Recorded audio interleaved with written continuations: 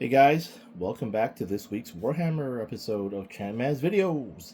I've got the last two of the White Scars Intercessors. We have Captain, I'm going to try to pronounce that, is Kor'sarro Khan, and Assault Intercessor Sergeant Tsendbaatar. I guess these are Mongolian-inspired names. Clearly the Khan is a tribute to Genghis Khan. Which, when I look at articles and pictures, looks like they've just modeled the whole legion in that sense. Jagatai Khan is their Primarch, so I guess this is a relative. I don't know. I haven't looked into the lore there, but clearly that's the theme there. Looks like he's got a really cool sword, and I do like that the White Scars have a unique chainsword as well. Nice different look. I bought these off AliExpress. Unfortunately, the boxes got damaged in shipping. And a lot of accessories here. So I'll open them one at a time and we'll check them out. Okay, lots of stuff here. I didn't uncover this yet just because there's so much here. So at the back, no stands that I can see, nothing in the boxes. He has a cape with a pelt on top, and they're purity seals, so I guess that just hangs around the back. We'll figure that out. I've got Brother Batjergal here in a martial arts style pose. I don't know if that's a good thing or not. I kind of don't like it, but I don't hate it. Doesn't seem like Space Marines would be using martial arts. I'm watching the video game movie clips, transition scenes, the way they fight doesn't look like they're a very martial arts oriented kind of warrior, so I don't know if I'll keep that pose. Whew, lots here. So this is, again, sorry, gotta get his name, Kor'sarro Khan. He has a lot going in his package of gear. So that's 5 optional hands, a really cool sword design, and I like that they've got a horse. In Mongolia, they do use and ride a lot of horses, even now in present day 2025. Oh, sorry for the door alarm there. They have competitions and stuff like that. That is very ceremonial, and they still do that today in 2025 on the plains of Mongolia. Okay, let's get them out of there. Get some more accessories out. Okay, sorry, so I made a mistake. He actually has 6 alternate hands. One I didn't pay attention to is a brown gloved hand for holding the sword. Because, well, actually, let's just do this part right now. Kind of looks like Dave Bautista. So he's got a unique head mold. He's got his tuft of hair. He's got a goatee. Very intricate details on, all of the different, I don't know what to call them, decorations, for lack of a better term. Trinkets, wards.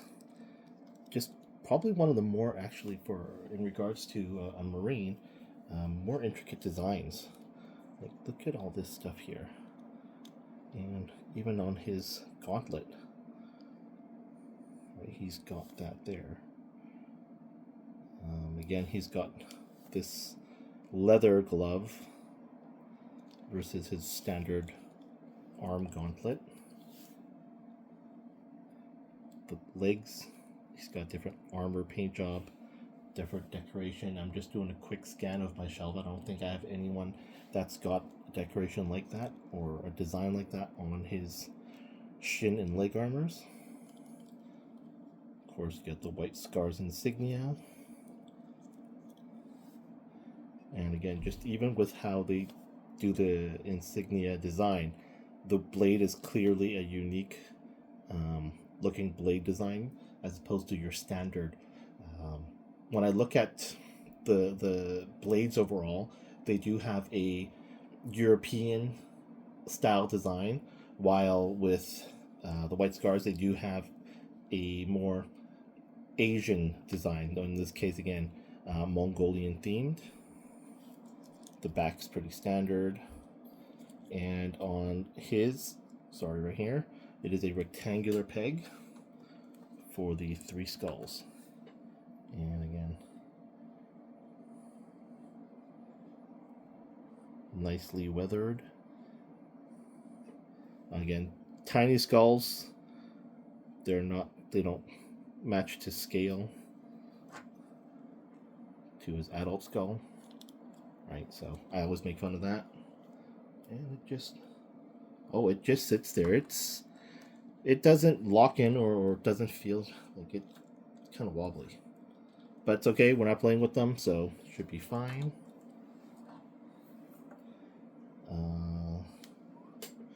Okay, so with his leather gauntlet, you do have this, I guess it's a falcon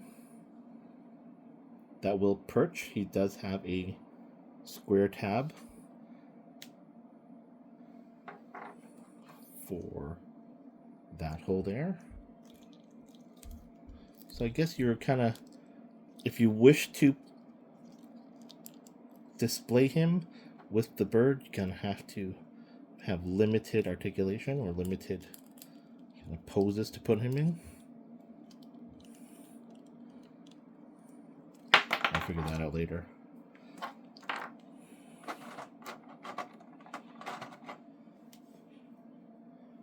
It's a very cool power sword. Oh, that's good. Very cool power sword. Nicely articulated here. And again, we talked about how it has a horse decoration there. Really cool. And then just a standard pistol and a fist for his left gauntlet. Okay, we're going to move over to Sergeant Tsendbaatar. Okay, Sergeant Tsendbaatar has an alternate head, which also has a tuft of hair. I'll bring that out shortly. Nicely painted. And standard accessories. And he has 5 replacement fists.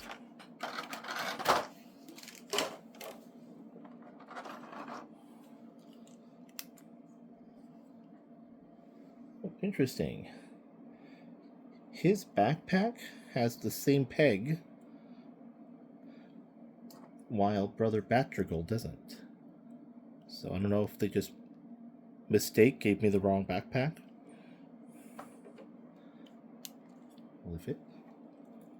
Should. Yep. Same backpack. That's funny. And I do love the white and red. My personal favorite color combination. Just articulation is nice and tight. This dude's holding skull with hair. I don't know what that is. Makes no sense that there's hair on a skull with no scalp. Who knows? On the underside, he's got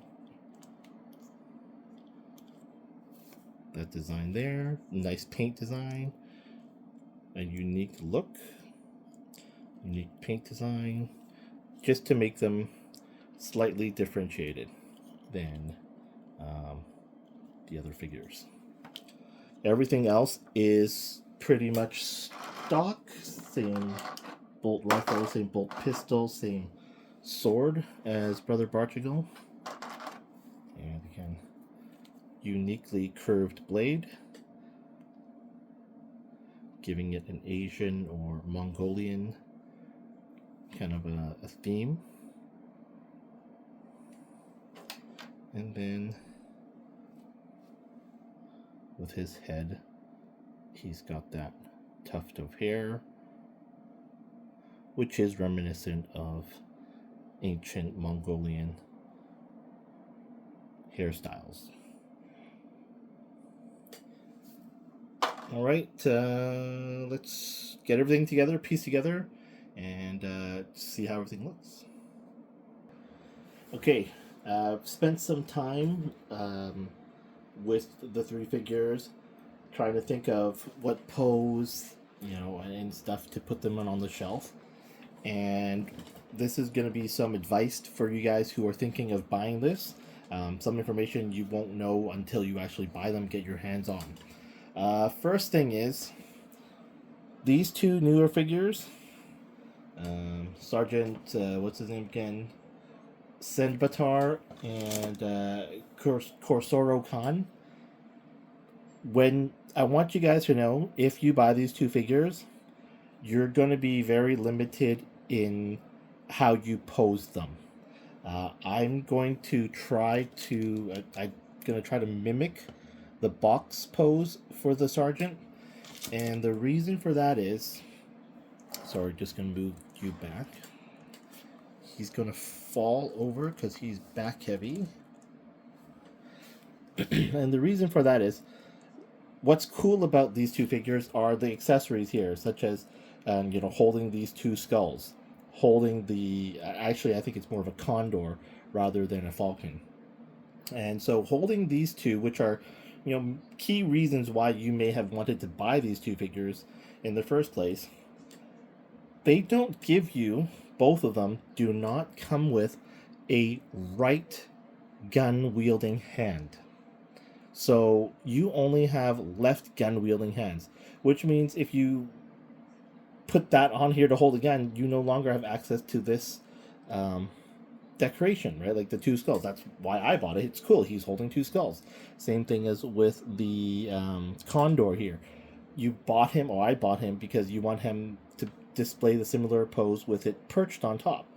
So now I'm stuck with only sword wielding, which means if I were to pose him, I'd have to essentially put a pose similar to the box, or a sword wielding pose instead of a gun wielding pose, which, if you wanted to have a gun wielding pose on the Sarge, you can't. He doesn't have a left hand to wield a weapon, meaning two of his guns are completely unused now. So you have accessories that you can't use unless you give up this cool accessory here in your figure to pose with. So that's something to consider.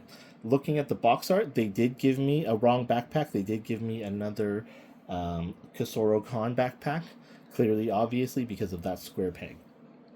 Not a big deal. I don't care about that. No biggie. So that's the first key piece of information. You don't have left pistol or gun wielding hands, which will limit your choice. Again, if you wanted to wield a pistol, you can't. Overall quality of the figure, I've noticed both of them. Their arms don't open wide. You can't open them wide and as freely as this guy. I don't know why. It could just be a figure thing that comes case by case. So that was a key piece of information. Key piece of information I wanted you to know before you spent your money buying it. Whether it stops you from buying it or not, that's up to you. I don't mind. I mind a little bit. I don't mind a whole lot that I don't have that option, but it might bother you. So just sharing for your purposes. Again, moving on to Kor'sarro Khan. Again, with the cape applied, he is back heavy. And the fact that none of them came with the display stand. Luckily, I just opened the Terminator earlier, and so I can probably use that stand to help him stay upright. Poor design choice on how this is attached. I don't understand why they had a working method of just a full peg and a full hole for that peg to insert into.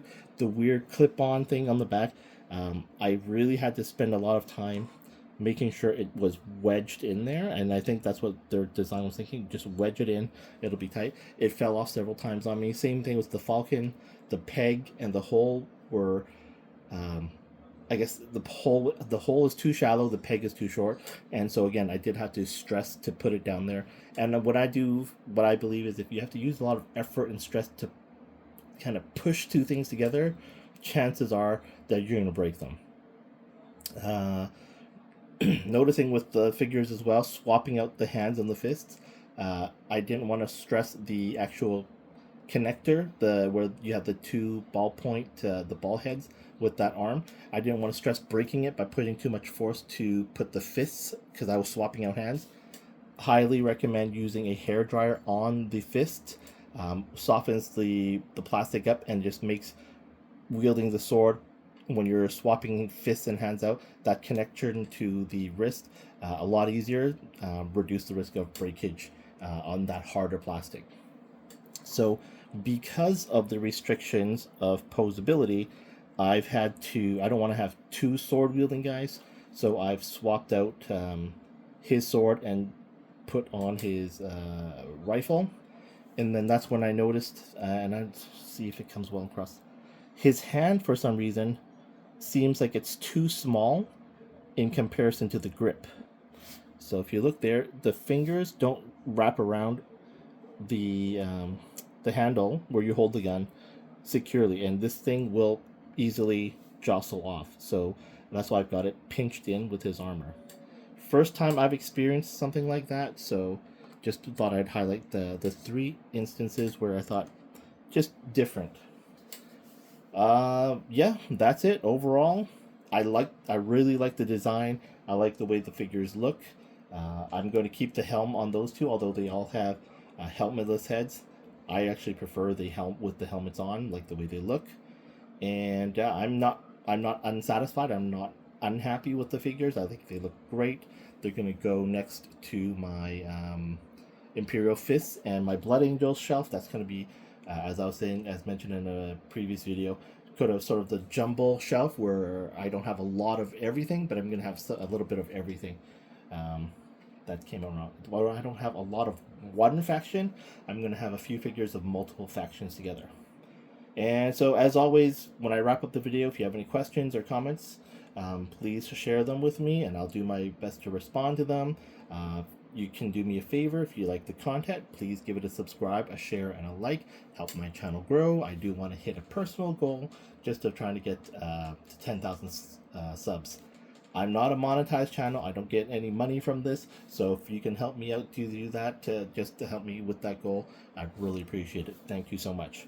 Alright, I hope you guys do enjoy watching my Warhammer videos, and we'll come back weekly. I'm trying my best to upload and have videos every Saturday for Warhammer, and I know I've been busy recently, as I mentioned, with my Gundam video, that I've been playing a lot of video games and all that stuff. So I will continue to put an effort to make more Gunpla model building videos, unboxing of other figures and kits that I do collect aside from Warhammer, and I'll try to put those up on every Wednesday. Alright, thanks again for your time. See you in the next video.